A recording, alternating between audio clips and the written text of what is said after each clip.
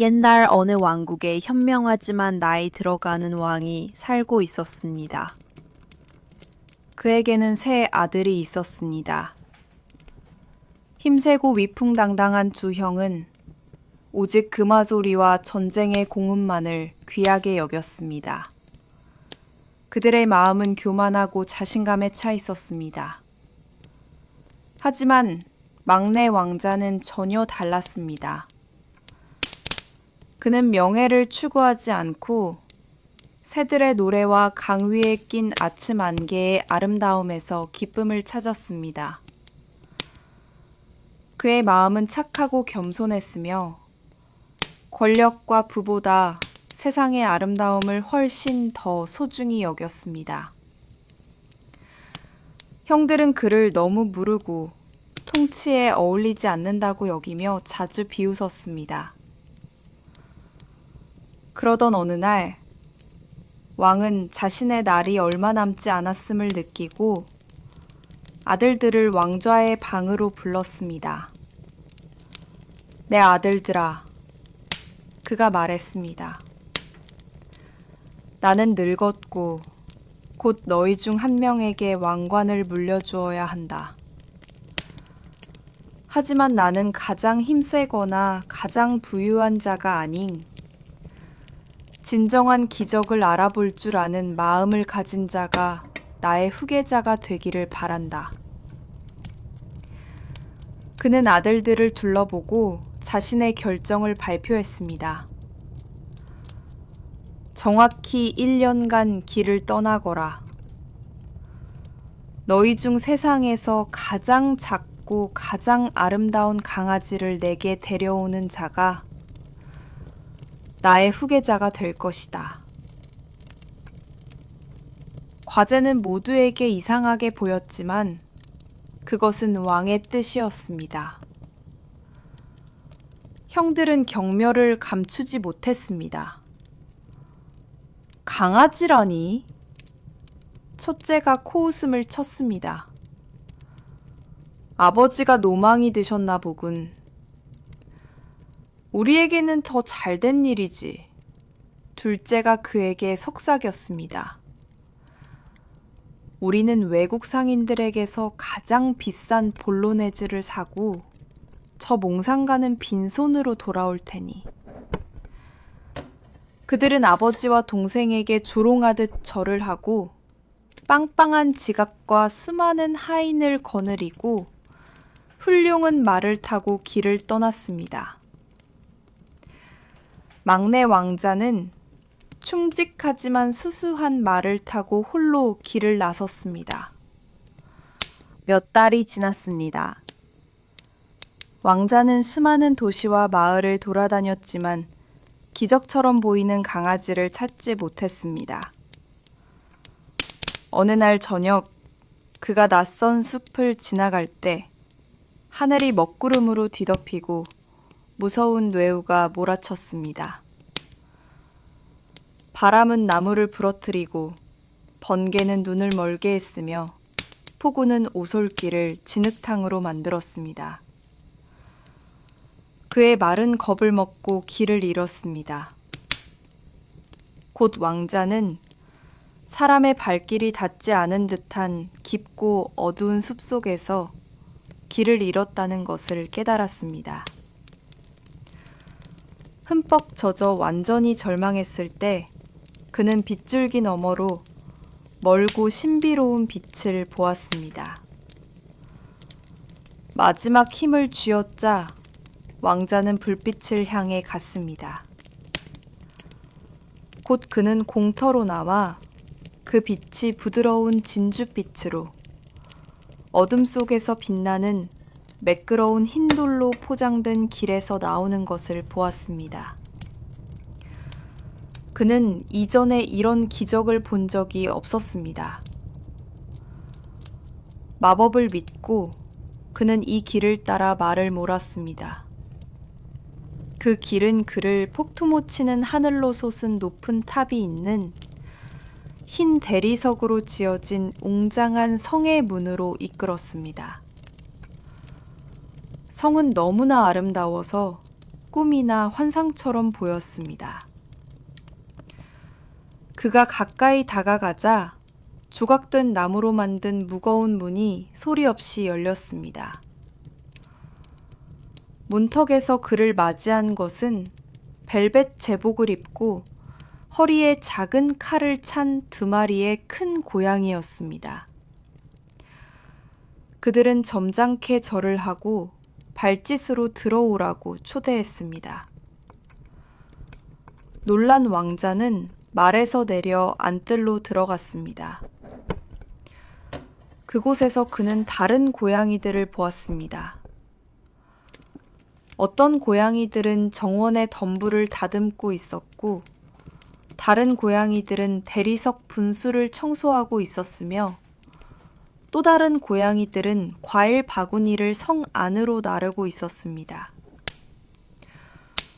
그는 고양이들이 주인이자 하인인 완전히 마법 같은 곳에 왔다는 것을 깨달았습니다. 성 안에서는 고양이 궁정이 그를 둘러쌌습니다.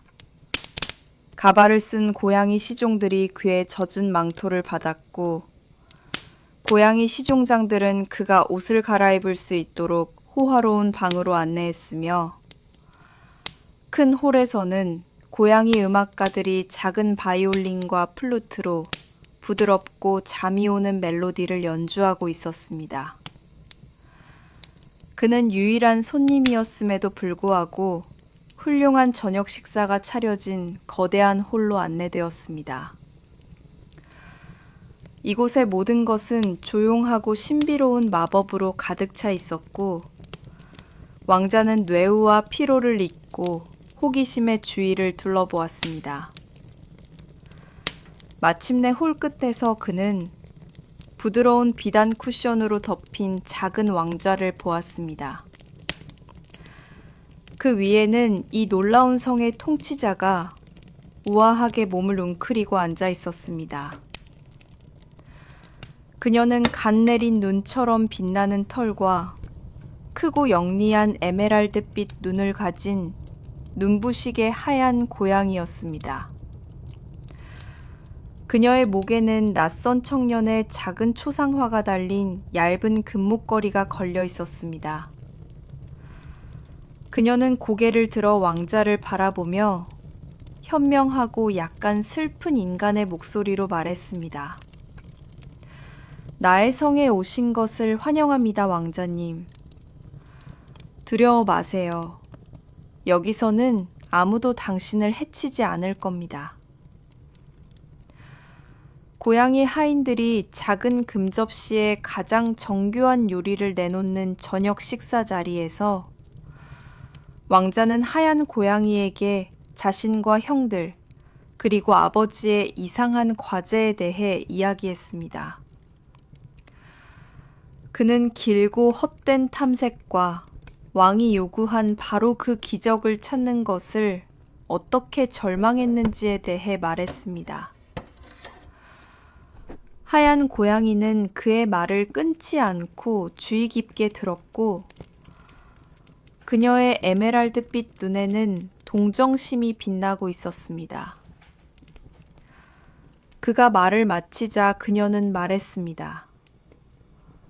왕자님, 당신의 마음은 순수하고 상을 받을 자격이 있습니다.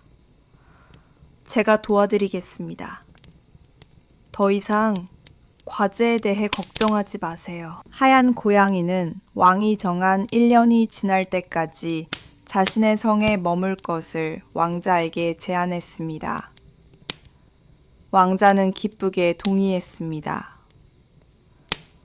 성에서의 그의 삶은 마법 같은 꿈과 같았습니다. 낮에는 본 적 없는 꽃들이 자라는 정원을 산책하고 고양이 시동들과 놀았습니다. 그는 거대한 도서관에서 보석으로 장식된 책을 읽으며 몇 시간을 보내거나 고양이 오케스트라가 연주하는 매혹적인 음악을 들었습니다. 하얀 고양이는 그의 변함없는 동반자였습니다. 그는 그녀의 지혜, 우아함, 신비로움에 너무나 매료되어 자신의 목표와 마법에 걸린 숲 밖의 세상을 거의 잊어버렸습니다. 하지만 시간은 빠르게 흘러 1년이 거의 끝나가고 있었습니다. 어느 날 저녁, 하얀 고양이는 슬프게 그에게 아버지에게 돌아갈 시간이라고 상기시켰습니다. 그녀는 그를 안뜰로 데리고 나갔고 그곳에는 1년 사이에 보석으로 장식된 마구를 한 훌륭한 줌마로 변한 그의 말이 기다리고 있었습니다. 작별 선물로 그녀는 그에게 평범한 도토리를 주었습니다. 이것을 받으세요. 그녀가 말했습니다. 하지만 아버지 앞에 설 때까지는 쪼개지 마세요. 왕자는 이별에 슬퍼했습니다. 이 1년 동안 그는 자신의 착하고 신비로운 후원자에게 깊은 정이 들었습니다. 그는 그녀에게 감사 인사를 하고 말에 올라 돌아가는 길을 떠났습니다. 그는 오랫동안 뒤를 돌아보았지만 마법의 성은 아침 안개 속으로 사라졌고 곧 그의 등 뒤에는 마치 아무런 기적도 없었던 것처럼 평범하고 빽빽한 숲만이 남았습니다. 형들은 정해진 날짜 하루 전에 궁전으로 돌아왔습니다. 그들은 외국 상인들에게서 거금을 주고 산 희귀한 품종의 아주 작은 강아지들을 아버지에게 자랑스럽게 선보였습니다. 강아지들은 찻잔에 들어갈 만큼 작았고 보석이 박힌 벨벳 막내 왕자가 왕자의 방으로 들어서자 그들은 조롱으로 그를 맞이했습니다. 그래, 시골 똥개라도 데려왔나? 첫째가 비꼬았습니다. 왕자는 말없이 왕자로 다가가 아버지에게 절을 하고 주머니에서 평범한 도토리를 꺼냈습니다. 형들은 더 큰 소리로 웃었습니다. 하지만 왕자는 그들에게 신경 쓰지 않고 도토리를 손바닥에 놓고 쪼갰습니다. 그 순간 껍질에서 눈처럼 하얗고 작고 우아한 강아지가 튀어나왔습니다. 강아지는 빈 껍질 안에 쉽게 들어갈 만큼 작았습니다. 강아지는 뒷발로 서서 왕자의 손바닥 위에서 춤을 추기 시작했습니다. 온 궁정이 놀라움에 숨을 죽였습니다. 왕은 그런 기적에 놀랐습니다. 그는 막내 아들이 첫 번째 과제를 훌륭하게 수행했다고 선언했습니다. 하지만 공정하기 위해 그는 아들들에게 한 번 더 기회를 주기로 결정했습니다. 이제 그가 말했습니다. 1년 후에 내게 1000조각을 가져오너라. 하지만 평범한 것이 아니라 바늘길을 쉽게 통과할 수 있을 만큼 얇은 것이어야 한다. 과제는 첫 번째보다 훨씬 더 이상하고 어려웠습니다. 화가 나고 굴욕감을 느낀 형들은 이번에는 동생을 능가하겠다고 맹세하며 다시 길을 떠났습니다. 그가 다시 겸손하게 말에 안장을 얹을 때 그들은 경멸스럽게 그를 쳐다보았습니다. 하지만 막내 왕자는 이제 어디로 가야 할지 정확히 알고 있었습니다.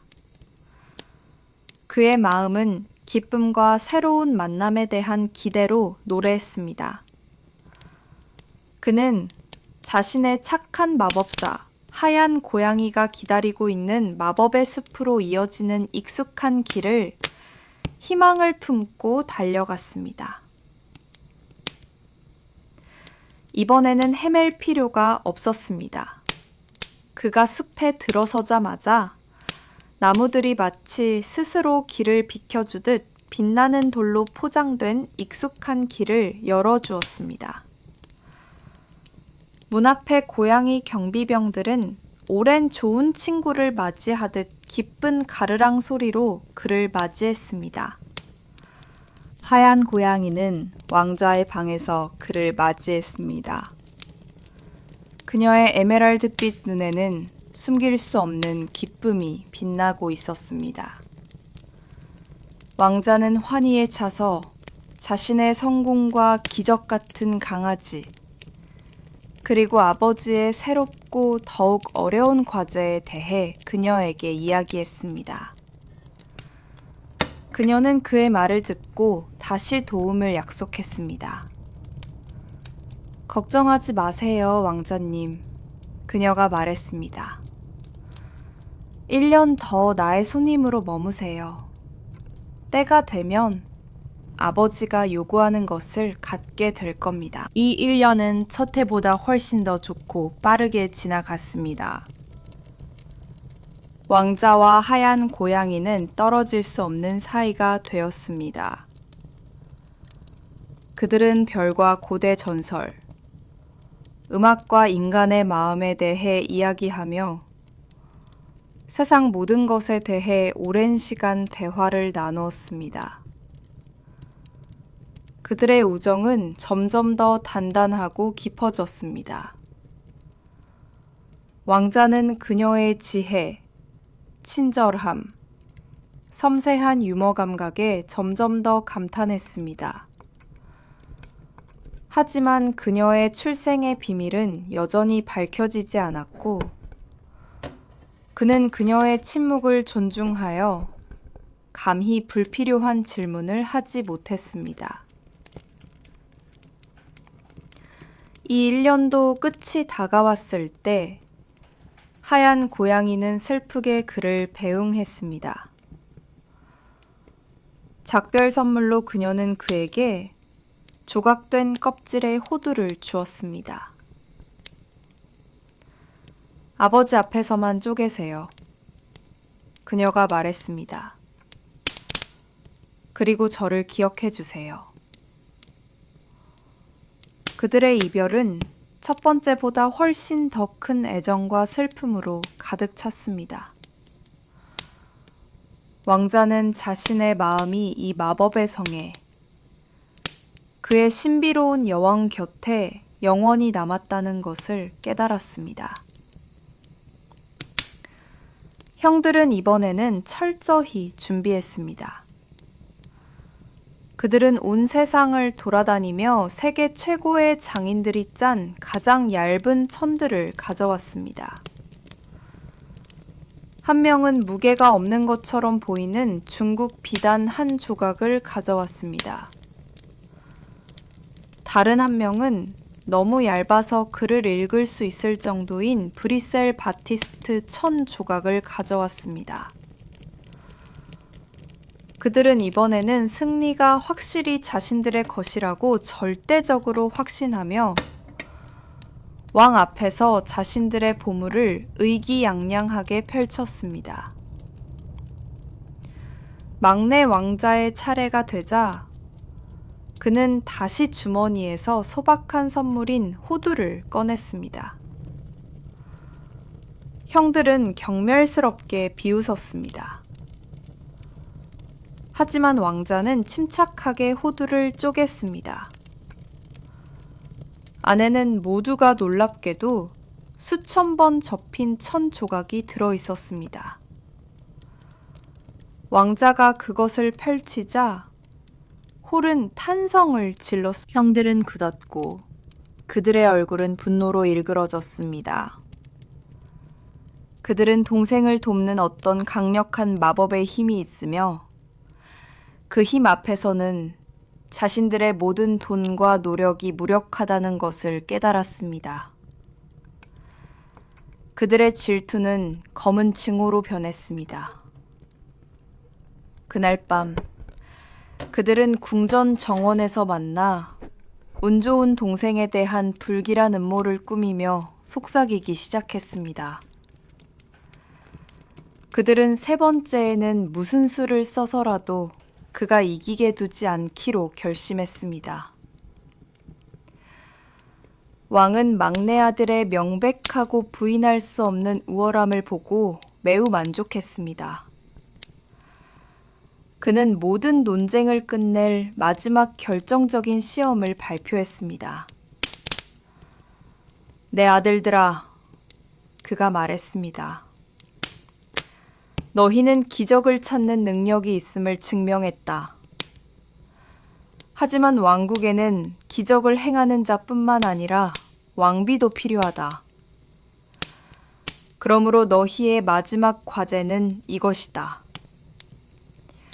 1년 후에 가장 아름답고 덕망 있는 공주를 궁정으로 데려오는 자가 나의 후계자가 될 것이다. 막내 왕자는 세 번째로 마법의 숲으로 돌아갔습니다. 하지만 이번에는 그의 마음이 슬픔으로 무거웠습니다. 그는 왕좌의 방으로 들어가 하얀 고양이에게 아버지의 새로운 과제에 대해 이야기했습니다. 저는 이 과제를 수행할 수 없을 겁니다. 그가 씁쓸하게 말했습니다. 당신이 제 마음의 여왕일지라도 당신을 공주로서 궁정으로 데려갈 수는 없습니다. 그리고 다른 신부를 찾고 싶지도 않고 찾지도 않을 겁니다. 제 마음은 이미 당신의 것이니까요. 그는 이것이 그들의 마지막 만남이라는 것을 알았고 그 생각에 울고 싶었습니다. 그는 이 1년을 조용한 슬픔에 잠겨 성에서 보냈습니다. 그는 고양이의 모습에도 불구하고 하얀 고양이를 사랑한다는 것을 그녀의 지혜와 친절함, 그리고 그녀의 에메랄드빛 눈에서 빛나는 그 신비로움 때문에 사랑한다는 것을 깨달았습니다. 그녀 역시 그들의 이별이 불가피하다는 것을 알기에 떠나야 할 날이 왔을 때 하얀 고양이는 눈물을 흘리며 그를 배웅했습니다. 그녀는 오랫동안 침묵하다가 용기를 내어 그에게 마지막으로 무서운 부탁을 했습니다. 날 사랑하는 왕자님. 그녀가 속삭였고 그녀의 목소리는 떨리고 있었습니다. 떠나시기 전에 한 가지 부탁을 들어주세요. 당신의 칼을 들어 제 머리와 꼬리를 잘라주세요. 왕자는 공포에 질려 뒷걸음질 쳤습니다. 절대 안 돼! 그가 외쳤습니다. 무슨 그런 말을 하는 거요? 당신에게 조금이라도 해를 끼치느니 차라리 왕관도 세상 모든 것도 포기하겠소. 하지만 그녀는 너무나 간절한 눈빛으로 그를 바라보았고 그의 마음은 아팠습니다. 이것이 유일한 방법이에요. 그녀는 울며 말했습니다. 정말로 저를 사랑하신다면 마지막으로 저를 믿어주세요. 이것은 힘이나 재주가 아닌 절대적인 신뢰와 충실함에 대한 그의 가장 큰 시험이었습니다. 무거운 마음으로 자신이 하는 일을 보지 않으려고 눈을 질끈 감은 채 왕자는 칼을 뽑아 그녀의 끔찍한 부탁을 들어주었습니다. 그의 칼이 그녀에게 닿는 순간 위대한 기적이 일어났습니다. 고통도 피도 없었습니다. 고양이의 몸은 그저 사라져 공기 중에 녹아들었고 그 자리에 진죽빛 구름 속에서 세상이 본 적 없는 아름다운 공주가 나타났습니다.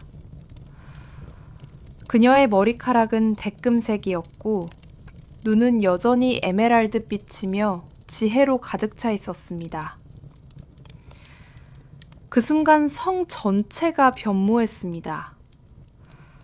낡은 테피스트리는 밝은 색으로 빛났고 경비병부터 음악가까지 모든 고양이 하인들은 다시 아름다운 숙녀와 고귀한 기사들인 인간으로 돌아왔습니다. 공주는 눈물을 흘리며 왕자에게 미소를 지었고 자신의 이야기를 들려주었습니다. 알고 보니 그녀의 부모님이 세례식에 초대하는 것을 잊은 사악한 요정이 복수로 그녀와 그녀의 모든 궁정을 고양이로 만들어버렸던 것입니다.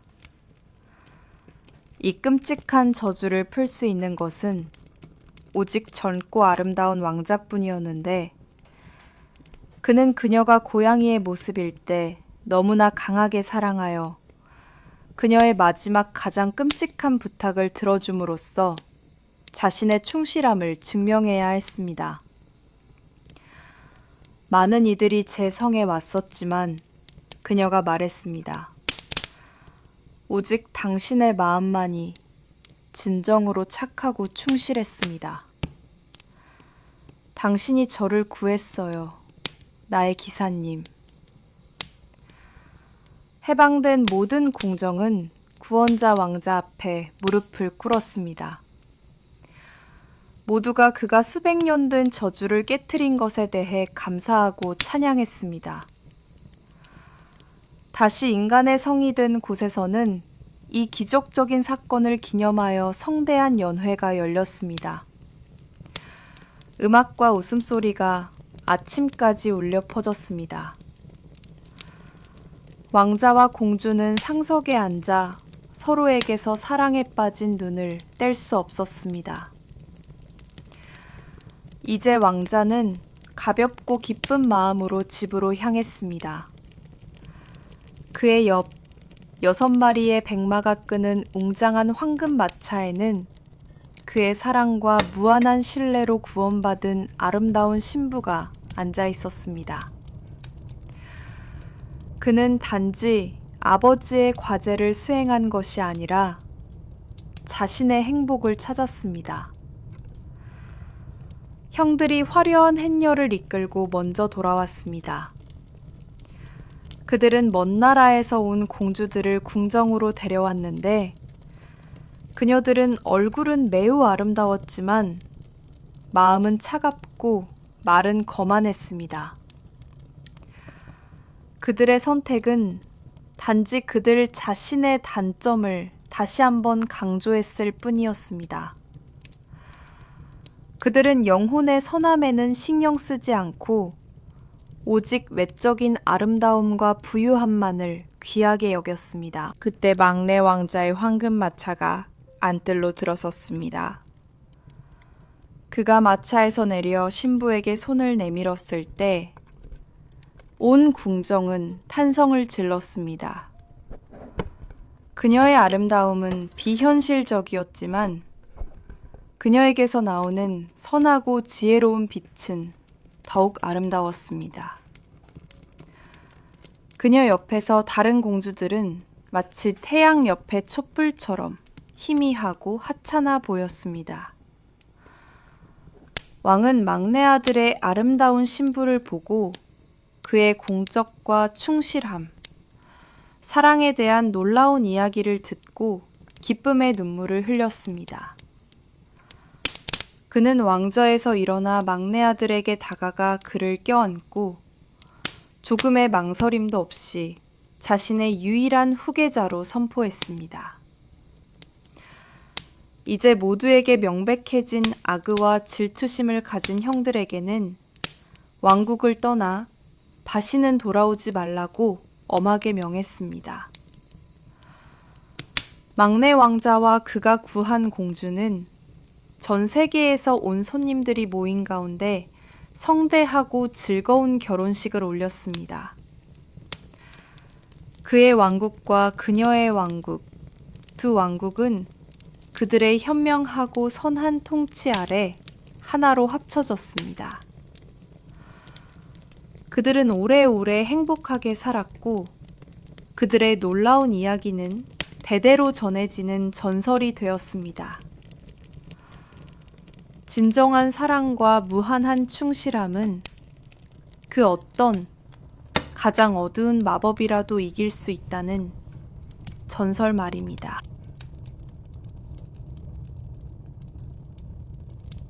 1년 내내 정원에 꽃이 피는 어느 아름다운 왕국에 한 왕이 살았는데 그에게는 아우렐리아 공주라는 막내딸이 있었다.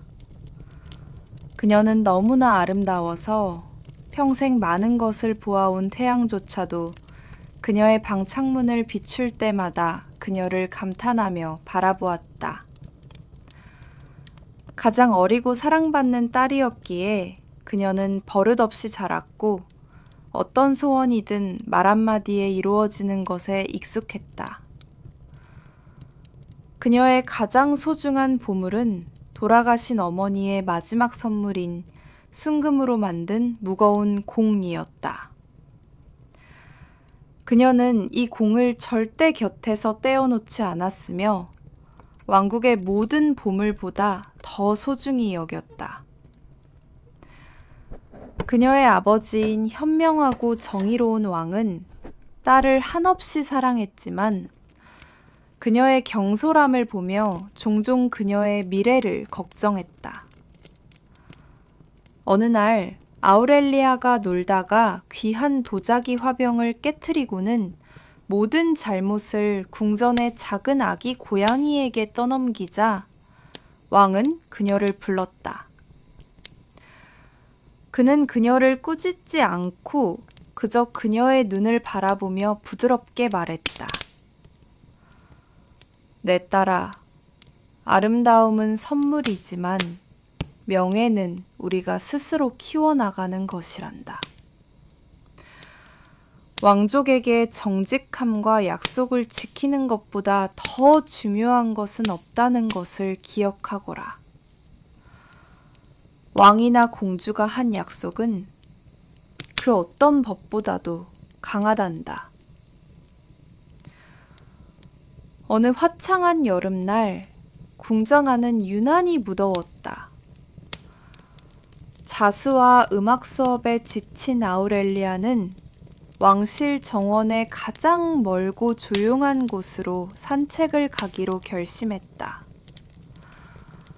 그곳 오래되고 가지가 무성한 보리수나무 그늘 아래에는 깊고 시원한 우물이 있었다.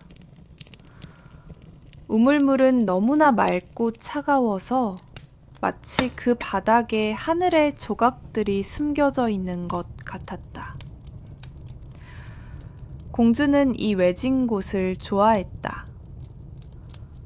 이곳에서는 아무도 그녀가 꿈을 꾸고 가장 좋아하는 장난감을 가지고 노는 것을 방해하지 않았다. 그녀는 우물의 시원한 가장자리에 앉아 황금공을 던지기 시작했다. 공은 햇빛에 반짝이며 높이 솟아올랐다가 얌전히 그녀의 재빠른 손으로 다시 떨어졌다.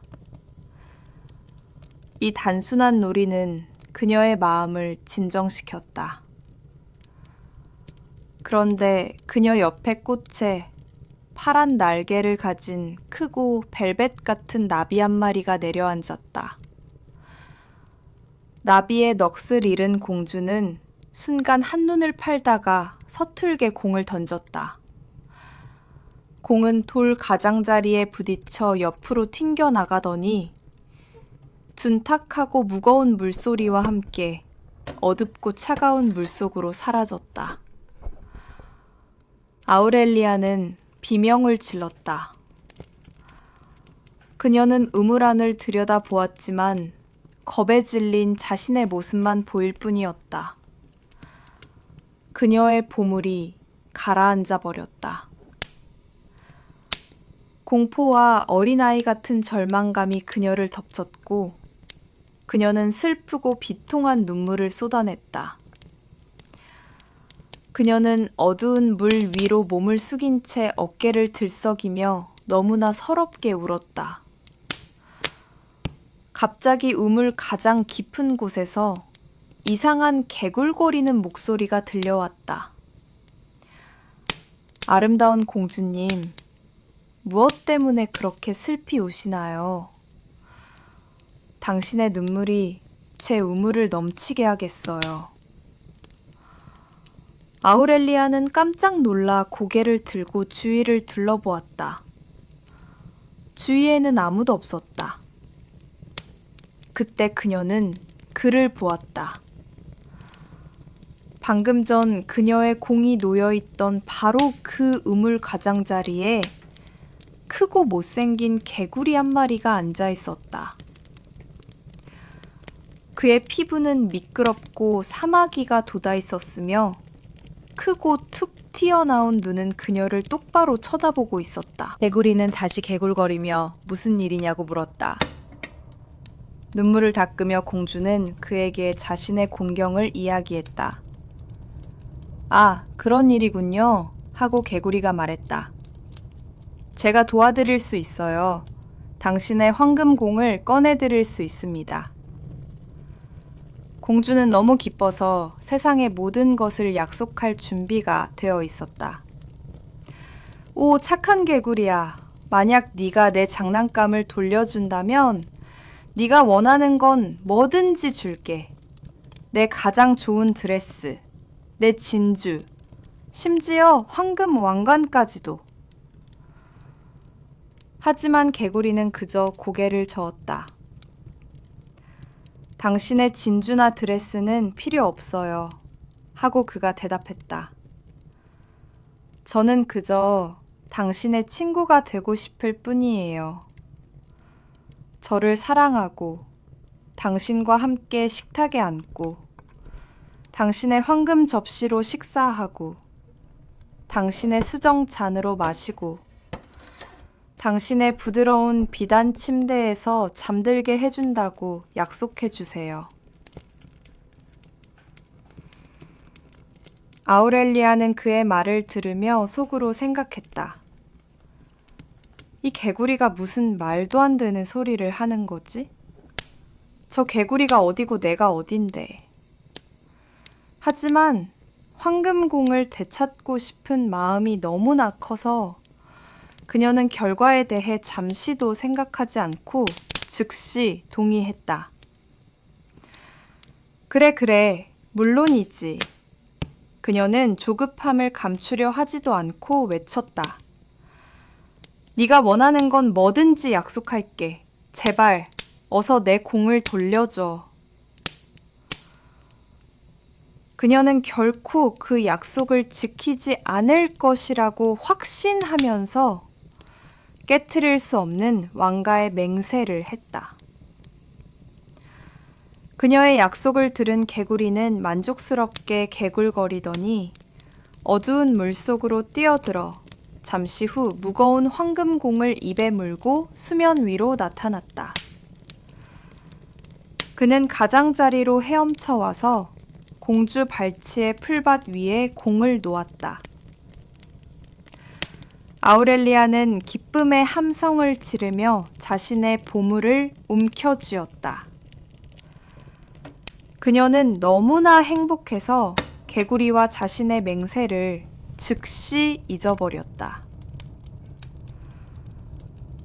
감사하다는 말 한마디 없이 그녀는 돌아서서 전속력으로 궁전으로 돌아온 아우렐리아는 더할 나위 없이 행복했다.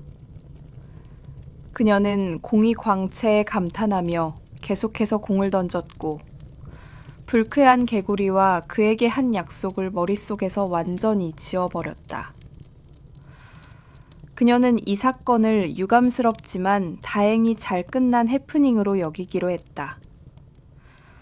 결국 어떤 늪지 생물의 말을 진지하게 받아들일 사람이 누가 있겠는가. 그녀는 공주였고 그는 단지 개구리일 뿐이었다. 그렇게 그녀는 마음을 놓았다.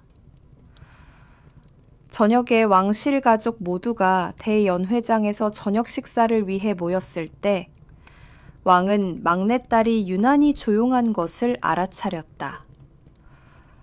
그녀는 창백한 얼굴로 식탁에 앉아 음식에 거의 손을 대지 않았다. 내 딸아, 무슨 일이 있느냐? 그가 다정하게 물었다. 정원에서 무슨 일이라도 있었니?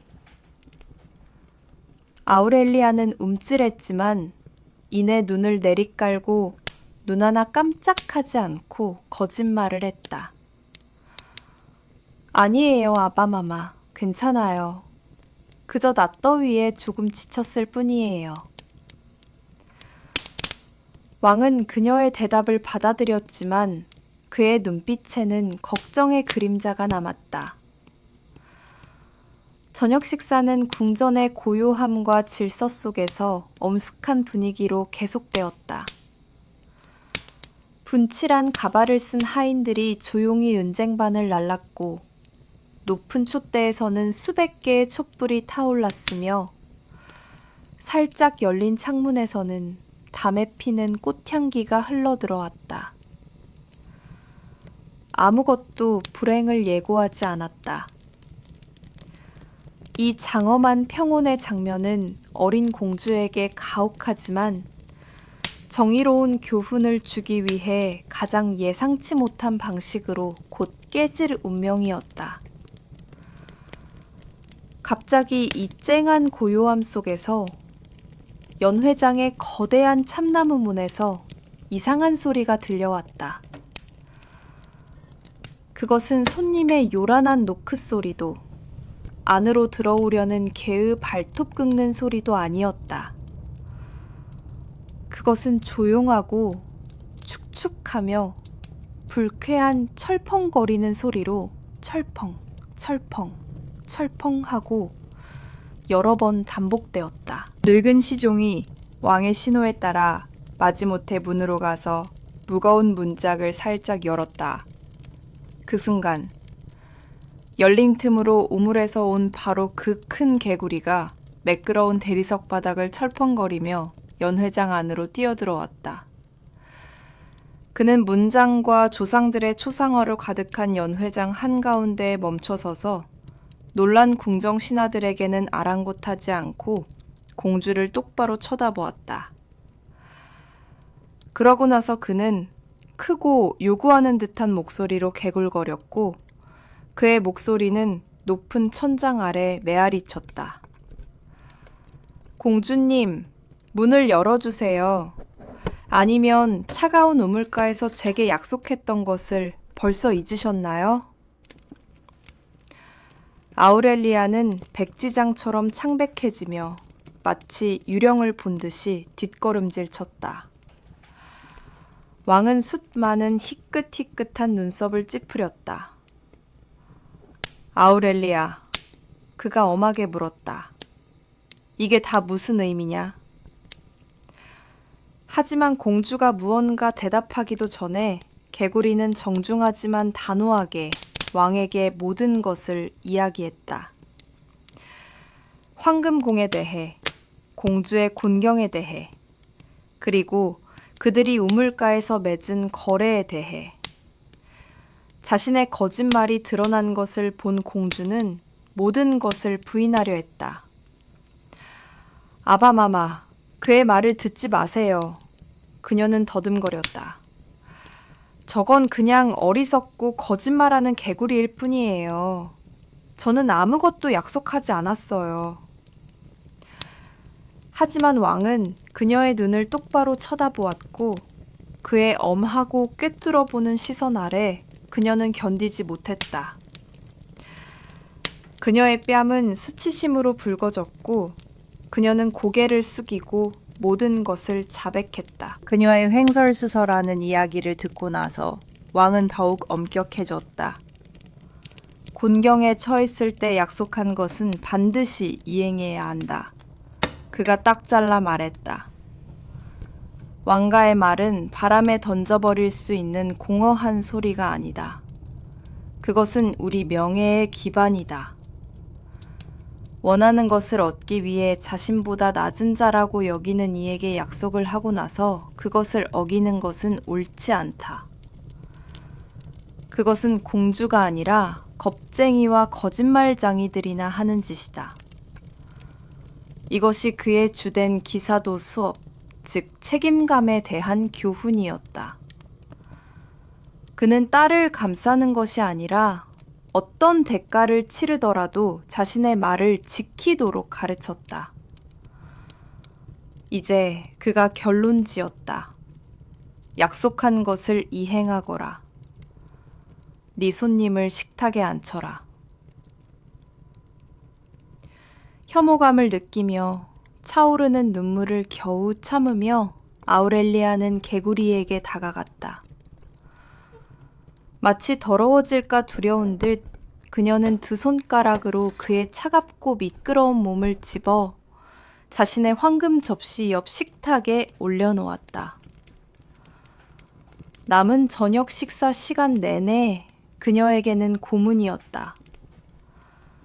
그녀는 궁정 신하들의 시선을 느꼈고 개구리가 거리낌 없이 그녀의 접시 위로 뛰어올라 그녀가 가장 좋아하는 케이크를 먹으며 황금 위에 축축한 자국을 남기는 것을 공포에 질려 바라보았다. 마침내 저녁 식사가 끝났다. 공주는 서둘러 자기 방으로 도망가 이 악몽을 잊기를 바라며 식탁에서 벌떡 일어났다. 하지만 개구리가 즉시 그녀의 뒤에서 개굴거렸다. 배도 부르고 피곤하니 이제 자고 싶어요. 저를 당신의 방, 당신의 부드러운 비단 침대로 데려가 주세요. 아우렐리아는 분노에 차 울음을 터뜨릴 듯 그 자리에 얼어붙었다. 하지만 왕은 그저 말없이 고개를 끄덕여 그녀가 약속의 이 부분도 이행해야 함을 확인시켜 주었다. 어쩔 도리가 없었다. 공전에 길고 울리는 복도를 걷는 그녀의 길은 굴욕의 길이었다. 그녀는 그를 쳐다보지도 그의 차갑고 축축한 피부를 느끼지도 않으려 애쓰며 팔을 쭉 뻗어 개구리를 들고 갔다. 반면에 그는 생생한 호기심으로 벽의 테피스트리와 그녀 조상들의 초상화를 구경했고 심지어 이런저런 것에 대해 그녀에게 말을 걸려고도 했다. 하지만 그녀는 입술을 꽉 다문 채 침묵했고 이 길이 빨리 끝나기만을 바라며 걸음을 재촉할 뿐이었다. 조각된 침실 문 앞에서 그녀는 멈췄다. 이곳은 그녀의 요새이자 성소였고 이 미끄러운 존재가 그곳에 들어간다는 생각은 그녀에게 견딜 수 없는 것이었다. 더는 못 가. 그녀는 증오에 찬 눈으로 그를 보며 쉿 소리를 냈다. 하지만 개구리는 침착하고 태연하게 그녀에게 약속을 상기시켰다. 당신은 내가 당신의 침대에서 잘 것이라고 약속했어요.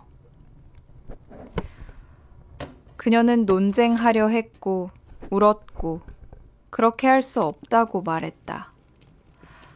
하지만 그때 그녀는 아버지의 엄하고 단호한 시선을 떠올렸고 선택의 여지가 없다는 것을 깨달았다. 무거운 한숨을 쉬며 그녀는 문을 열고 아름다운 침실로 들어갔다. 하지만 그를 침대에 눕히는 대신 그녀는 그를 방의 가장 멀고 어두운 구석으로 데려가 딱딱한 달쿠션 위에 던져버렸다. 그리고 자신은 재빨리 크고 푹신한 침대에 누워 머리끝까지 이불을 뒤집어 쓰고 벽 쪽으로 돌아 누웠다. 그녀는 작은 소리에도 움찔하며 오랫동안 잠들지 못했다. 그의 조용한 개굴거림이 들리는 것 같았고 그녀의 방에 그가 있다는 사실 자체가 견딜 수 없게 느껴졌다. 둘째 날에도 모든 것이 반복되었다. 같은 식탁에서의 저녁 식사, 침실로 가는 길. 하지만 이번에 공주가 복도를 따라 개구리를 들고 갈 때 그녀의 혐오감은 자신도 모르는 호기심과 섞이기 시작했다. 그녀는 몰래 그를 쳐다보았고 그의 눈이 그저 툭 튀어나오고 못생긴 것이 아니라는 것을 처음으로 알아차렸다. 그 깊은 곳에는 지성과 어떤 깊고 오래된 슬픔이 숨어 있었다. 그날 밤 그녀는 더 이상 그를 구석에 던지지 않고 침대 옆 벨벳 의자에 앉게 해주었다. 방의 촛불이 꺼지고 달빛이 침실을 가득 채웠을 때 개구리가 말을 걸었다. 그는 차갑고 어두운 우물에서의 외로운 삶에 대해, 물에 비친 별들을 몇 시간이고 바라보며 태양을 꿈꿨던 것에 대해 이야기하기 시작했다. 그의 목소리는 비록 개굴거렸지만 더 이상 그녀에게 그렇게 역겹게 들리지 않았다. 그 안에는 그녀에게 익숙한 비애의 음색이 들렸다. 그리고 그녀는 놀랍게도 처음으로 그에게 대답하며 모든 호화로움에도 불구하고 똑같이 외로웠던 궁전에서의 자신의 삶에 대해 이야기했다. 셋째 날 저녁 식사에서 그녀는 더 이상 혐오감을 느끼지 않았다. 그 대신 그녀의 마음속에는 이 끈질기고 외로운 존재에 대한 이상하고 조용한 연민이 싹텄다. 하인이 그녀가 가장 좋아하는 요리를 가져왔을 때 그녀는 직접 가장 좋은 조각을 집어 개구리 앞접시 가장자리에 놓아주었다. 그는 슬픈 눈으로 그녀를 고맙게 쳐다보았고 그녀는 그의 눈에서 희망의 빛을 본 것 같았다. 그날 밤 그가 다시 그녀의 침대를 청했을 때 그녀는 오랫동안 망설였다. 그를 자기 옆에 눕힌다는 생각은 여전히 그녀에게 불쾌했다. 하지만 그때 그녀는 그들의 밤 대화를, 그의 목소리에 담긴 비애를 떠올렸다. 자신을 극복하고 그녀는 손을 뻗어 조심스럽게 그를 집어 자신의 비어있는 두 번째 비단 베개 위에 놓았다. 그 순간 그녀는 마침내 자신의 약속을 끝까지 이행했다. 개구리의 차갑고 축축한 몸이 그녀의 새하얀 베개에 닿는 바로 그 순간 마치 침실에 번개가 친 것처럼 방이 밝고 눈부신 빛의 섬광으로 가득 찼다. 아우렐리아는 겁에 질려 눈을 질끈 감고 본능적으로 손으로 얼굴을 가렸다. 잠시 동안 그녀는 온 세상이 자신을 어딘가로 휩쓸어가는 하나의 빛나는 흐름으로 변한 것 같았다. 빛이 사라지자 그녀는 떨면서 천천히 눈을 떴다. 못생긴 개구리가 있던 자리에 그녀 옆 베개 위에는 키가 크고 아름다운 왕자가 앉아 있었다. 그의 머리카락은 까마귀 날개색이었고 친절하고 감사한 눈에는 부드러움이 빛나고 있었다. 그는 마치 평생 이 만남을 기다려온 것처럼 그녀를 바라보았다. 아우렐리아는 자신이 보는 것을 믿을 수 없어 한마디도 하지 못한 채 얼어붙었다. 왕자는 미소를 지으며 그녀에게 자신의 이야기를 들려주었다. 알고 보니 그는 이웃의 강력한 왕국의 후계자였는데 그의 아버지에게 분노한 사악한 마녀가 그를 개구리로 변하게 했던 것이다. 이 끔찍한 저주를 풀 수 있는 것은 그의 친구가 되겠다고 맹세할 뿐만 아니라 혐오감을 극복하고 그에게 진정한 동정심을 보여주며 끝까지 약속을 지키는 공주뿐이었다. 많은 이들이 제게 약속을 했지만 아름다운 아우렐리아, 당신만이 약속을 지킬 수 있었습니다. 라고 그가 말했다. 당신의 신의가 마법을 깨트렸습니다.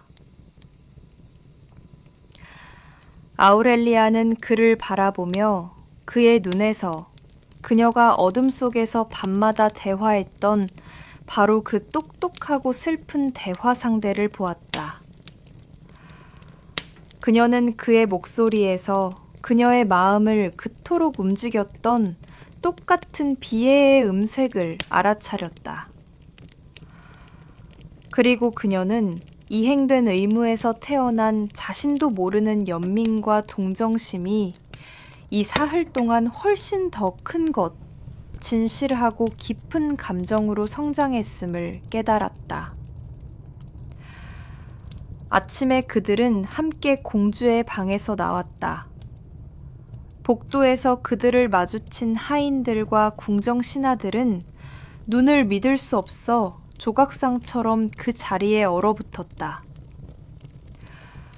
왕은 소란을 듣고 서재에서 나와 아름다운 낯선이와 팔짱을 끼고 걸어가는 딸을 보았다. 그는 멈춰섰고 그의 얼굴에는 극도의 놀라움이 나타났다. 왕자는 왕에게 다가가 깊이 절을 하고 자신이 누구인지 설명했다. 그는 사악한 저주와 아우렐리아의 약속에 대한 신의가 어떻게 자신을 구했는지 이야기했다. 그러고 나서 그는 왕에게 그의 딸의 손을 청했다. 폐하, 그가 말했다. 당신의 지혜에 감사드립니다. 당신은 따님에게 명예와 책임을 가르치셨고 바로 그 자질들이 저에게 인간의 모습을 되찾아 주었습니다. 제가 그녀를 세상에서 가장 행복한 여왕으로 만들 수 있도록 허락해 주십시오. 바로 그 순간 8마리의 흑마가 끄는 호화로운 마차가 요란한 소리를 내며 성 안뜰로 들어왔다. 그 안에서 부유한 옷차림의 한 남자가 내렸다. 그는 하인리히라는 이름의 왕자의 충실한 하인이었다. 그는 사악한 마녀가 그의 주인을 마법에 걸었을 때 슬픔에 잠겨 가장 뛰어난 대장장이에게 자신의 사랑하는 왕자에 대한 비통함과 슬픔으로 심장이 찢어지지 않도록 3개의 두꺼운 쇠고리로 심장을 묶으라고 명령했다고 이야기했다. 하인리히가 연회장에 들어와 자신의 주인이 살아있고 다치지 않았으며 행복한 것을 보았을 때 모든 궁정 신하들을 놀라게 한 크고 날카로운 균열음이 들렸다. 그것은 그의 심장에 있던 첫 번째 쇠고리가 터지는 소리였다. 왕자의 왕국으로 가는 길에 마차가 연인들을 태우고 갈 때 마부석에 앉아있던 하인리히는 그들의 즐거운 웃음소리를 들었고 똑같이 큰 균열음과 함께 2번째 고리가 터졌다. 그리고 그들이 고향 도시의 성문에 다다랐을 때 돌아온 통치자를 환영하기 위해 사람들이 거리로 쏟아져 나왔고 3번째 고리도 터졌다. 하인의 충실한 신장은 슬픔으로부터 영원히 해방되었다. 왕은 딸의 무한한 행복과 구원받은 왕자의 고귀함을 보고 기쁘게 그들의 결혼을 축복했다. 그는 자신의 엄격한 교훈이 아우렐리아는 정말로 변했다. 그녀는 더 이상 자신의 욕망만을 생각하는 변덕스럽고 경솔한 소녀가 아니었다. 그녀가 겪은 시련은 그녀에게 책임감, 깊은 동정심, 그리고 가장 중요한 것인 약속에 대한 신의를 가르쳐 주었다. 그녀는 현명하고 친절하며 위대한 여왕이 될 준비가 된 진정한 공주가 되었다. 궁전에서는 화려한 결혼식이 열렸고 이유트 왕국에서 온 손님들이 모여들었다. 모두가 늙은 왕의 지혜, 공주의 용기와 신을, 그리고 왕자의 고귀함을 칭송했다. 이것은 이 성벽 안에서 본 것 중 가장 즐겁고 행복한 연회였다. 왕자와 공주는 그의 왕국으로 떠났고 그곳에서는 이미 충실한 하인 니히와 환호하는 백성들이 그들을 기다리고 있었다. 그들은 오랫동안 정의롭게 통치했고 그들의 나라에서는 정직함과 약속을 지키는 것이 무엇보다 중요하게 여겨졌다. 그리고 어린 공주가 못생긴 개구리에게 한 약속을 지켜 사랑을 찾은 놀라운 이야기는 어머니들이 여러 해 동안 자녀들에게 들려주는 전설이 되었다.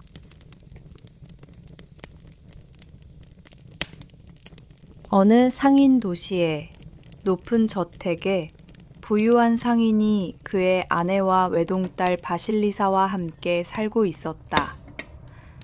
그들의 삶은 사랑과 풍요로 가득했다. 바실리사는 무엇 하나 거절당하는 일 없이 자랐으며 얼굴이 아름다울 뿐만 아니라 마음씨도 고왔다. 어머니는 그녀를 끔찍이 아꼈고 아버지는 그녀를 자신의 밝은 샛별이라 불렀다. 소녀는 잘 가꾸어진 정원의 꽃처럼 자랐고 그들의 행복은 영원히 지속될 것만 같았다. 하지만 알려진 바와 같이 불행은 초대받지 않은 손님처럼 찾아온다. 바실리사가 8살이 되었을 때 그녀의 어머니는 중병에 걸렸다. 어떤 의원이나 주술사도 그녀를 돕지 못했다.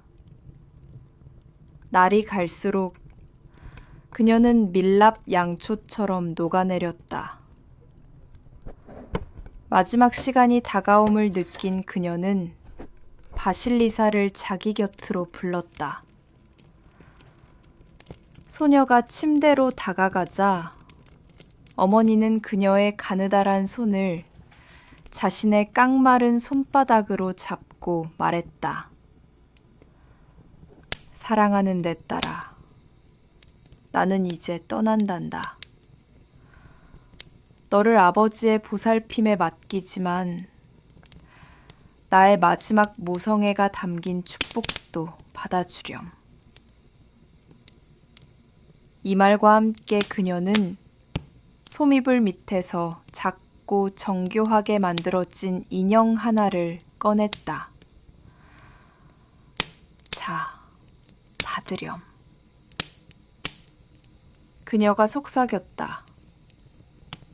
이 인형을 네 눈동자보다 더 소중히 여기고 아무에게도 절대로 보여주지 마라. 너에게 슬픔이 닥치거나 도움이 필요할 때 인형에게 먹을 것을 주고 조언을 구하렴. 인형이 먹고 나면 그 슬픔을 어떻게 도울지 말해줄 것이다. 바실리사는 눈물을 흘리며 인형을 받아 자기 앞치마 주머니에 숨겼다. 어머니는 그녀에게 입을 맞추었고 곧 세상을 떠났다. 상인은 오랫동안 슬픔에 잠겨 헤어나오지 못했다. 하지만 시간은 모든 상처를 치유한다. 1년이 지나고 그는 재혼하기로 결심했다. 그는 아내로 미망인을 선택했는데 그녀는 용모가 단정하고 살림을 잘하는 여자였으며 바실리사와 거의 동갑인 2딸이 있었다. 그는 자기 딸에게 새어머니를, 자기 집에는 좋은 안주인을 찾아주었다고 생각했다. 그는 자신의 밝은 저택에 착한 여인이 아니라 자신의 유일한 핏줄에게 혹독한 겨울을 데려왔다는 것을 짐작조차 하지 못했다. 계모와 그녀의 딸들은 첫날부터 바실리사를 미워했다. 그들은 그녀의 아름다움, 즉 허리까지 내려오는 옅은 갈색 따은 머리와 호밀밭의 쓰레국화 같은 푸른 눈을 보며 그들의 마음은 시커먼 질투심에 불탔다. 그들 자신은 못생기고 심술궂고 게을렀으며 의붓딸의 온화하고 착한 성품은 그들을 더욱 짜증나게 했다. 그들은 그녀를 괴롭혀 얼굴에서 홍조를 없애고 마음에서 기쁨을 앗아가기로 결심하고 더 나은 일에 쓰였더라면 좋았을 열정으로 그들의 검은 계획에 착수했다. 그들은 바실리사의 연약한 어깨에 집안의 가장 힘들고 더러운 일을 모두 떠넘겼다. 이른 아침부터 밤 늦게까지 그녀는 쉴 틈이 없었다. 그녀는 난로에 불을 지피고 가파른 언덕 위 우물에서 물을 길어왔으며 얼음 같은 강에서 무거운 빨래를 하고 타는 듯한 햇볕 아래 끝없는 밭에 잡초를 맸다. 반면 계모와 그녀의 딸들은 시원한 방에 앉아 과자를 먹으며 그녀에게 소리만 질러댔다. 그들은 과도한 노동과 굳은 일로 바실리사가 여위고 바람과 햇볕에 검게 타서 그녀의 아름다움이 시들기를 바랐다. 하지만 모든 것이 반대로 되었다. 소녀는 점점 더 아름답고 사랑스러워졌고 계모와 딸들은 자신들의 아기 때문에 마르고 못생겨졌다. 하지만 바실리사에게는 자신만의 비밀이 있었다. 매일 밤 온 집이 잠들면 그녀는 자신의 좁고 어두운 골방으로 갔다. 그곳에서 그녀는 주머니에서 소중한 인형을 꺼내 저녁 식사에서 남은 빵 한 조각이나 죽 한 숟가락을 그 앞에 놓고 울면서 말했다. 자, 인형아. 먹고 내 슬픈 이야기 좀 들어줘. 아버지 집에서 사는 게 이보다 더 나쁠 수가 없어. 심술궂은 계모가 나를 세상에서 몰아내려 해. 인형은 음식을 먹었고 구슬 같은 눈이 빛나기 시작했다. 인형은 바실리사를 위로하고 현명한 조언을 해주었으며 그 후 소녀가 잠든 동안 소리 없이 그녀를 대신해 가장 힘든 일을 모두 해놓았다. 아침이 되면 밭에 잡초는 다 메어져 있었고 물은 길어져 있었으며 빨래도 다 되어 있었다. 계모와 자매들은 일이 바실리사를 힘들게 하지 못하는 것을 보고 그 이유를 이해할 수 없었다. 그들의 아기는 날마다 커져만 갔다. 그리고 마침내 그들은 더 끔찍하고 그들이 생각하기에 확실한 새로운 계획을 생각해냈다. 그들은 그녀를 돌아올 수 없는 곳으로 보내기로 결정했다. 그들은 자신들의 밭 너머에 시작되는 빽빽하고 지나갈 수 없는 숲에 다바야가, 즉 뼈로 된 다리를 가진 마녀가 살고 있으며 그녀는 아무도 자기에게 다가오지 못하게 하고 감히 다가오는 자는 잡아먹는다는 것을 기억해냈다. 어느 흐린 가을 저녁, 상인이 장사를 위해 먼 장터로 떠났을 때 계모는 딸들과 바실리사에게 저녁일을 나누어 주었다. 한 명에게는 레이스를 짜게 하고 다른 한 명에게는 양말을 뜨게 했으며 바실리사에게는 실을 잡게 했다. 집에 유일한 등불을 켰을 때 계모는 그것을 바로잡는 척 다가가서 슬쩍 꺼버렸다. 집안은 칠흑 같은 어둠에 휩싸였다. 아, 큰일 났네. 자매 중 한 명이 곧바로 거짓으로 소리쳤다. 이제 어떻게 일하지? 집에 불이 하나도 없잖아. 그럼 우린 어떻게? 다른 한 명이 거들었다. 누군가 바바야가에게 불을 얻으러 가야겠네. 다른 데서 얻을 곳이 없어. 그러자 계모가 자기 딸들에게 말했다. 너희야 뭐 바늘에서 빛이 나니 괜찮지. 하지만 바실리사는 실을 찾아야 하니 그녀가 가야지.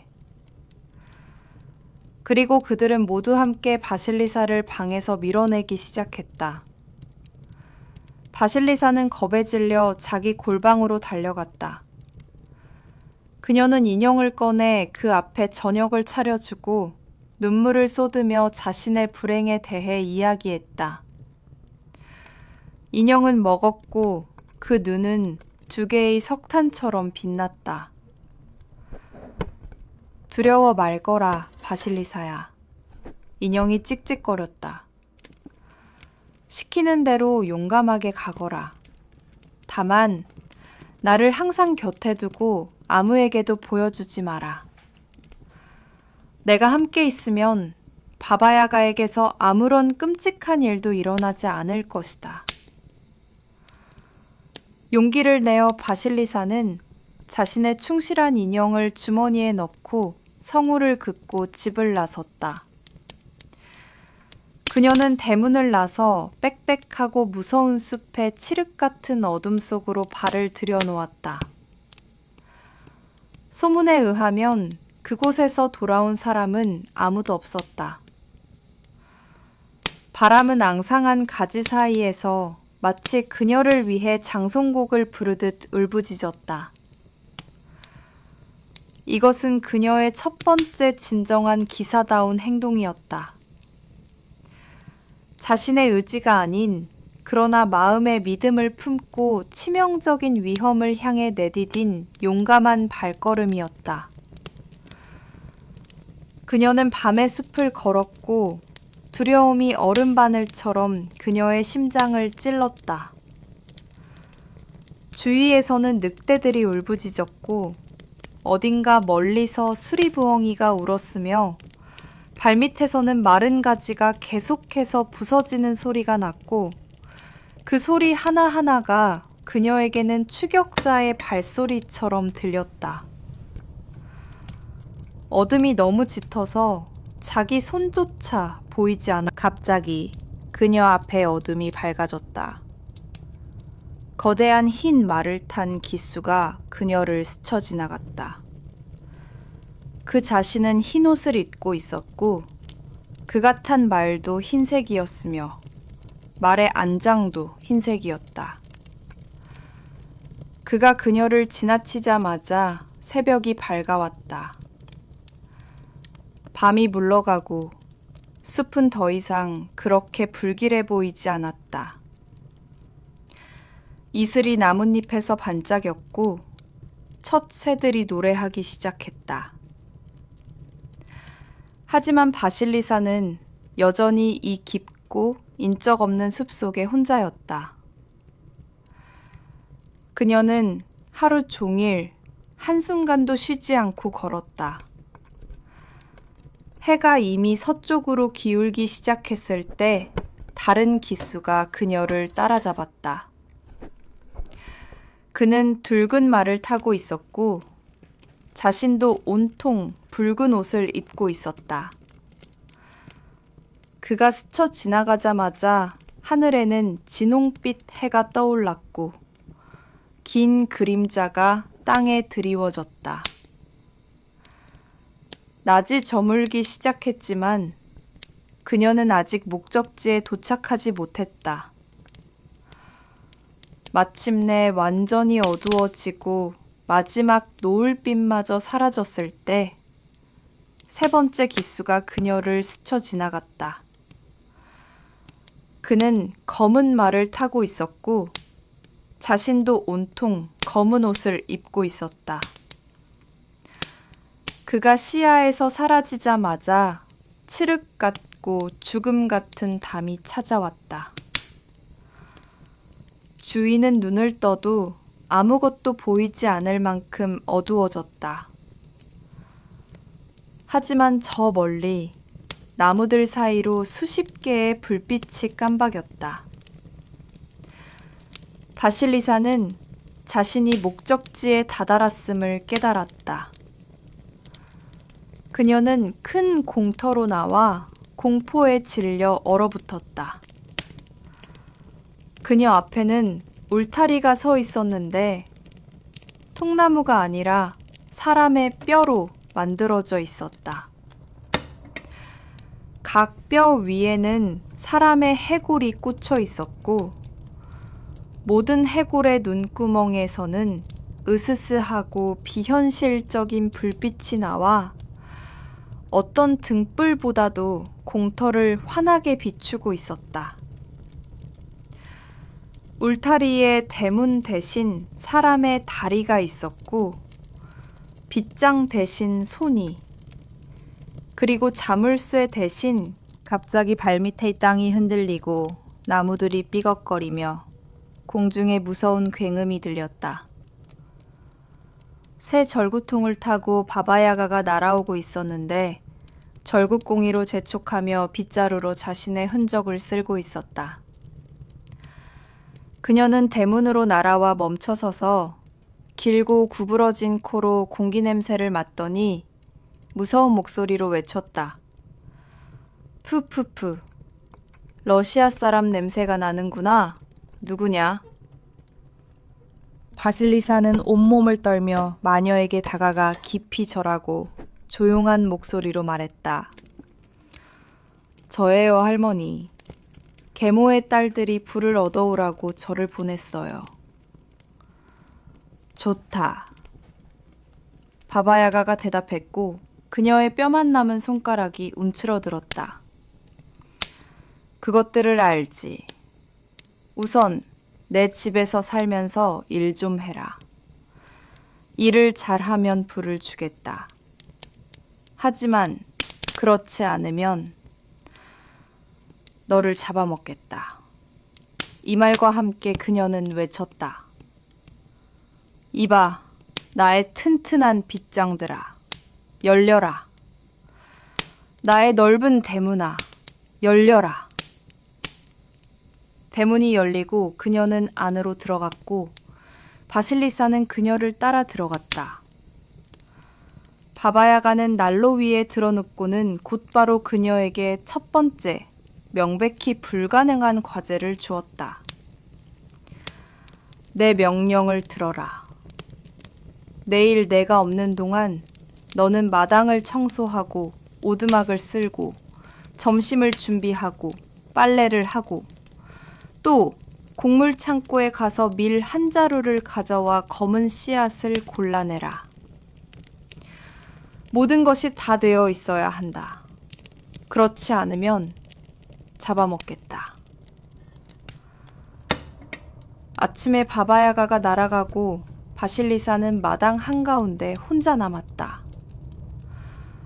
그녀는 산더미 같은 일을 보고 절망에 휩싸였다. 그녀는 평생을 해도 이 과제를 해낼 수 없다는 것을 알았다. 울면서 그녀는 자신의 인형을 꺼내 먹이를 주고 자신의 불행에 대해 이야기했다. 인형은 먹었고 구슬 같은 눈이 반짝였다. 슬퍼하지 마라, 바실리사야. 인형이 찍찍거렸다. 아침은 저녁보다 현명하단다. 하느님께 기도하고 잠자리에 들거라. 바실리사는 그대로 했다. 그리고 새벽에 깨어났을 때 그녀는 진정한 기적을 보았다. 모든 일이 이미 다 되어 있었다. 마당은 깨끗이 쓸려 있었고 빨래는 빨아서 널려 있었으며 방 안의 식탁에는 수프와 죽, 그리고 크바스가 놓여 있었다. 그리고 곡물 창고에서 저녁에 바바야가가 돌아왔다. 그녀는 모든 것을 둘러보고 흠잡을 데를 찾지 못하자 매우 화가 났지만 내색하지는 않았다. 일을 잘하는군. 그녀가 삐걱거리며 말했다. 그러고 나서 그녀는 손뼉을 치며 외쳤다. 이봐 나의 충실한 하인들, 보이지 않는 손들아. 밀에서 기름을 짜내라. 그 순간 공기 중에서 두 쌍의 손이 나타나 밀을 움켜쥐고 사라졌다. 그런 다음 야간은 바실리사에게 다음 날을 위한 새롭고 더욱 어려운 과제를 주었다. 그렇게 이틀이 더 지났다. 매번 바바야가는 바실리사에게 불가능한 일을 시켰고 매번 충실한 인형이 자신의 주인을 구했다. 바실리사는 명예와 인내심으로 모든 시련을 견뎌내며 놀라운 정신력을 보여주었다. 그리고 바바야가는 점점 더 화가 났다. 그녀는 이 소녀를 어떤 미지의 힘이 돕고 있다는 것을 깨달았고 그것이 매우 마음에 들지 않았다. 나흘째 되는 날 바바야가가 돌아와서 또다시 모든 일이 완벽하게 끝난 것을 보았을 때 그녀의 인내심은 바닥났다. 그녀는 자신의 사악하고 작은 눈으로 바실리사를 노려보며 삐걱거렸다. 자, 계집애야, 말해봐라. 어떻게 이걸 해내는 거지? 10명이 해도 못할 일을 어떻게 혼자서 해내는 거냐? 바실리사는 인형의 조언을 기억하고 꾀를 내어 자신의 조력자에 대해 이야기하지 않기로 했다. 대신 그녀는 깊이 절하고 말했다. 제가 대답하기 전에 저도 할머니께 한 가지 여쭤봐도 될까요? 제가 여기로 올 때 3명의 기수가 저를 앞질러 갔어요. 한 명은 흰색, 다른 한 명은 붉은색, 그리고 3번째는 검은색이었어요. 그들은 누구인가요? 바바야가는 그 질문을 마음에 들어했다. 그녀는 자신의 힘을 자랑하기를 좋아했다. 그들은 나의 충실한 하인들이다. 그녀가 비웃으며 대답했다. 흰색은 나의 밝은 낮이다. 붉은색은 나의 붉은 태양이다. 이제 알겠어요. 바실리사가 말했다. 이제 네가 대답해라, 계집애야. 야가가 씩씩거렸다. 어떻게 모든 일을 해내는 거지? 바실리사는 다시 절하고 인형이 알려준 현명한 속담으로 대답했다. 할머니, 많이 알면 빨리 늙는다고들 하지요. 이 대답은 바바야가의 마음에 쏙 들었다. 그녀는 자신의 삐걱거리는 웃음소리로 크게 웃었다. 네 말이 맞다. 그녀가 말했다. 나는 너무 호기심 많은 자들을 좋아하지 않아. 그들은 끝이 좋지 않지. 하지만 그러고 나서 그녀는 다시 얼굴을 찌푸렸다. 그래도 어떻게 해내는 거냐? 그때 바실리사는 인형이 시킨 대로 대답했다. 돌아가신 어머니의 축복이 저를 도와줍니다. 이 말을 듣자 바바야가는 분노로 온몸을 떨었다. 그런 거였군. 그녀가 소리쳤다. 그렇다면 내게서 썩 꺼져라, 축복받은 딸아. 내 집에는 축복받은 자들이 필요 없다. 당장 나가. 바바야가는 직접 바실리사를 대문 밖으로 밀어냈다. 소녀는 이미 뒤도 돌아보지 않고 도망치려 했지만 마녀가 그녀를 멈춰 세웠다. 너는 불을 달라고 했지. 그녀가 삐걱거렸다. 네 일을 다 했으니 나도 약속을 지키겠다. 여기 네 불이다. 울타리에서 이 해골을 가져가라. 그것이 네 길을 비춰주고 제대로 쓰일 것이다. 이것이 내 보상이다. 바실리사는 떨면서 장대에서 불타는 해골 중 하나를 내려 긴 막대기에 꽂았다. 그 그것의 텅 빈 눈구멍은 너무나 밝고 으스스한 불로 타올라 맑은 날보다도 더 환하게 그녀의 길을 비추었다. 그녀는 숲을 가로질러 집으로 달려갔는데 이제 이 죽음의 빛 속에서 숲은 전혀 무섭게 느껴지지 않았다. 길을 가면서 그녀는 몇 번이나 자신의 끔찍한 등불을 버리고 싶었지만 해골에서 둔탁한 목소리가 들려왔다. 나를 버리지 마라, 바실리사야. 계모에게 가져가라. 마침내 고향 마을의 불빛이 보였다. 그녀는 자기 집 대문으로 달려갔다. 계모와 이복 자매들은 밝은 빛을 보고 그녀를 마중 나왔다. 그들이 바실리사를 숲으로 보낸 바로 그날부터 그들의 집에는 불씨 하나 없었다. 그들은 불을 피울 수도 없었고 이웃에게서 가져올 수도 없었다. 어떤 불이든 즉시 꺼져버렸다. 자, 드디어 왔구나. 계모가 소리쳤다. 어디서 그렇게 오래 헤맸니? 우리는 네가 늑대에게 잡아먹힌 줄 알았지. 하지만 바실리사가 해골을 들고 방으로 들어서자마자 그것에 불타는 눈이 계모와 그녀의 딸들을 똑바로 응시했다. 그들은 공포에 질려 비명을 지르며 숨으려 했지만 불타는 시선은 어디든 그들을 따라다녔다.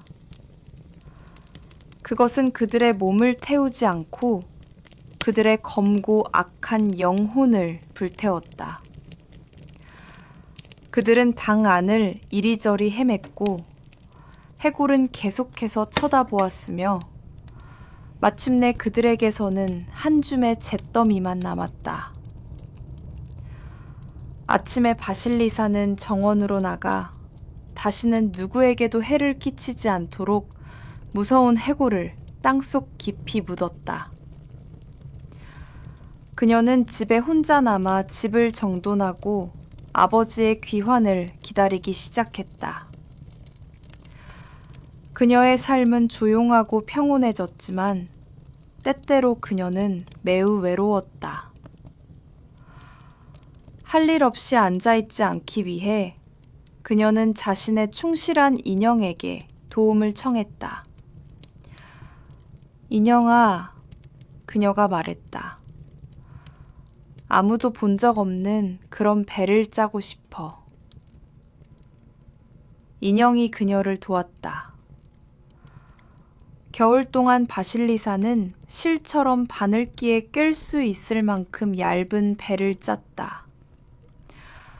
봄에 그녀는 그것을 도시에 있는 한 아는 할머니에게 가져가 팔아달라고 부탁하며 돈은 정직하게 나누자고 말했다. 할머니는 그런 기적 같은 것을 보고 시장에 팔지 않고 곧장 궁전으로 가져가 황제에게 바쳤다. 황제는 배를 보고 형언할 수 없는 감탄에 빠졌다. 이것은 천이 아니라 꿈이로구나. 그가 외쳤다. 이것으로 내게 셔츠 한 다스를 지어라. 그는 할머니에게 후하게 상을 내리고 배를 자신의 최고의 장인들에게 주었다. 하지만 그들 중 누구도 그렇게 얇고 거의 보이지 않는 작업을 감히 맡으려 하지 않았다. 그러자 할머니가 황제에게 이 배를 짠 사람만이 셔츠를 지을 수 있을 것이라고 말했다. 바실리사는 궁전으로 불려갔다. 그녀는 일에 착수했고 곧 정교한 자수로 장식된 12벌의 멋진 셔츠를 황제에게 지어주었다. 그녀가 그것들을 황제에게 가져갔을 때 그는 그녀의 솜씨뿐만 아니라 그녀의 비할 데 없는 아름다움과 겸손함에 놀랐다. 그는 첫눈에 그녀가 사랑에 빠졌고 즉시 그의 아내가 되어달라고 청했다. 바실리사는 얼굴을 붉히며 동의했다.